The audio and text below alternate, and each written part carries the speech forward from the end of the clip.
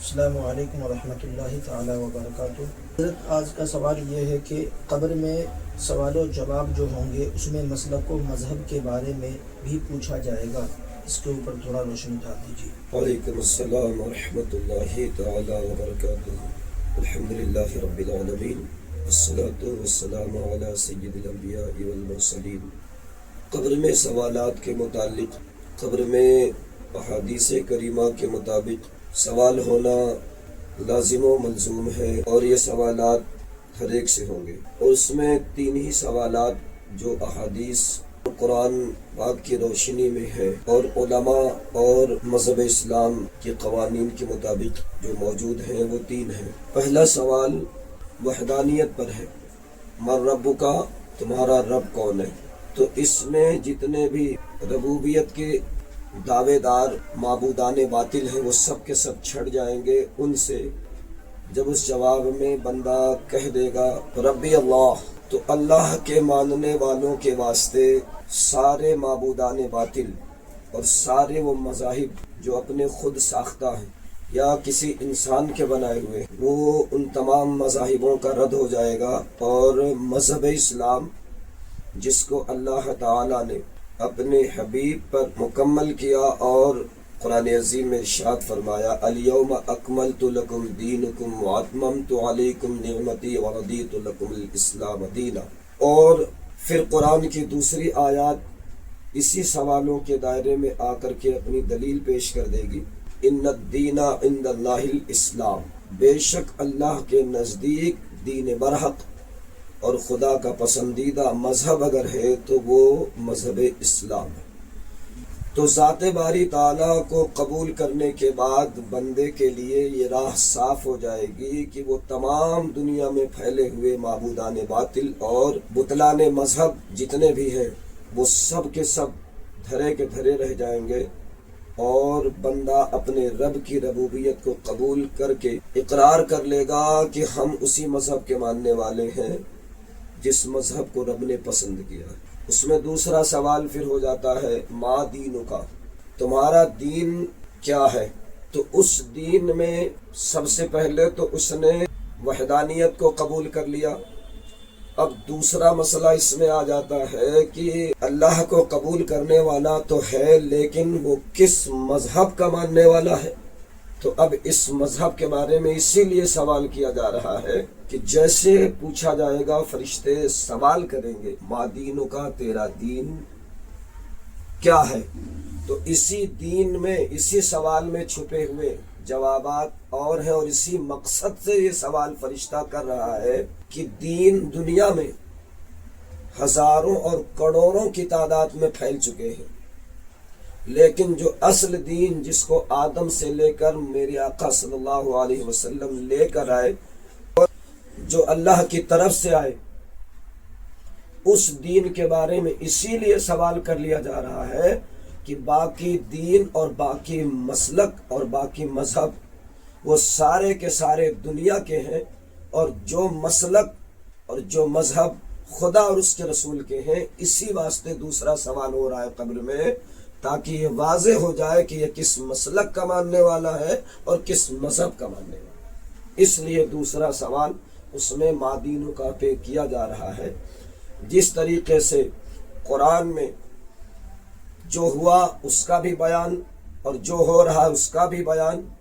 اور جو ہوگا صبح قیامت اور جنت و دوزخ کے فیصلے تک، خدا کی ربوبیت تک، جب ساری چیزیں ایک کتاب قرآن میں سمیٹ دی گئی ہیں، تو یہاں تو قبر میں تین سوال ہو رہے ہیں، ایک نہیں بلکہ تین ہو رہے ہیں۔ اس لیے کہ تمہارے دین کو اس لیے پوچھا جا رہا ہے کہ تم کس دین سے تعلق رکھتے ہو، اور جب دین پوچھا جائے گا تو پھر مسلک بھی اسی میں ہی چھپا ہوا ہے۔ جس دین کے تم ماننے والے ہوگے اسی دین میں مسلک بھی چھپا ہوا ہے، اور اللہ کے حبیب صلی اللہ علیہ وسلم کا ارشاد عالی ہے ما انا علیہ واصحابی، جس دین پر میں قائم ہوں اور میرے صحابہ قائم ہیں، ہوا اہل السنہ، وہ دین اہل سنت ہے، اور اسی کو مذہب اہل سنت اور مسلک اعلی حضرت اس دور حاضرہ میں کہتے ہیں، جس کی پہچان مسلک امام اعظم ہے، مسلک شہید اعظم ہے، مسلک شہیدان کربلا ہے، مسلک سرکار مولا علی ہے۔ یہ مسلک اعلی حضرت کے گھر یا خاندان کا یا پانچواں مسلک نہیں ہے، بلکہ جو رسول اللہ کا مسلک ہے، جو صحابہ کا مسلک ہے، اسی مسلک کا نام اہل سنت والجماعت ہے، اور ہم اسی مسلک سے تعلق رکھتے ہیں۔ تیسرا سوال ہے ما کنت تقول فی ھذا الرجل، مراد یہ ہے کہ سرکار جب مجسمہ اور مکمل طور پر بنفس نفیس آپ کی تجلیات اور آپ کے رخ انور، آپ کے رخ زیبا کو اسی لیے قبر میں بندوں کے سامنے لایا جا رہا ہے کہ تاکہ جب رسول اللہ خود اگر آپ کی تجلی یا آپ کے رخ زیبا کو دکھایا گیا تو یقیناً جو اللہ اور اس کے رسول کے اور جو اللہ کے رسول کی زندگی اور آپ کی بعثت اور آپ کی شریعت پہ یقین رکھتے ہیں، وہ یقیناً جب آپ کی تجلی اور آپ کے رخ زیبا کو دکھایا جائے گا تو یقیناً اس میں مذہب بھی آئے گا، مسلک بھی آئے گا، کیونکہ اس لیے جو شریعت محمدی صلی اللہ علیہ وسلم آپ صلی اللہ علیہ وسلم لے کر آئے، تو یاد رکھیں کہ جتنی بھی حدیثیں ہیں وہ سب اسی قبر کے تیسرے والے سوال میں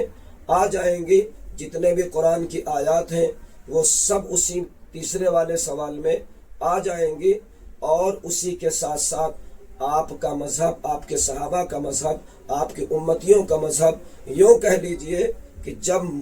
بنفس نفیس آپ صلی اللہ علیہ وسلم خود اپنے غلاموں کے واسطے آپ کی تجلی یا آپ کی رخ زیبا کو دکھا دیا گیا، تو جو آپ کا ہوگا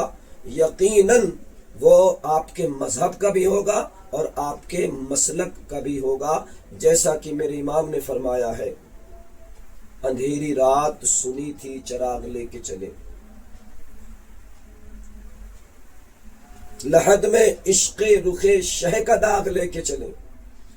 تو وہ داغ سے مراد جو اعلیٰ حضرت نے فرمایا ہے وہ رسول اللہ کا عشق اور آپ کا مسلک اور آپ کا مذہب ہے، آپ پر درود و سلام ہے، تاکہ یہ واضح ہو جائے کہ یہ رسول اللہ کا امتی اور ان کا غلام ہے۔ اسی لیے میرے امام نے فرمایا ہے، لحد میں عشق رخ شہ کا داغ لے کے چلے، اندھیری رات سنی تھی چراغ لے کے چلے۔ اللہ ہمیں اور تمام سنیوں کو اور تمام مومنین و مومنات کو، تمام مسلمین و مسلمات کو مسلک اعلیٰ حضرت، مذہب اہل سنت، مسلک اعلیٰ حضرت اور مسلک اہل سنت پر قائم و دائم فرمائے انشاءاللہ العظیم۔ اگر آپ ان تمام جوابات سے متفق ہیں تو آپ اس پہ اپنے اتفاق کو ظاہر کریں، اور اس کے ساتھ ساتھ اگر آپ کے اور بھی سوالات ہیں تو دینی سوالات آپ ادب کے دائرے میں کر سکتے ہیں۔ اللہ تعالیٰ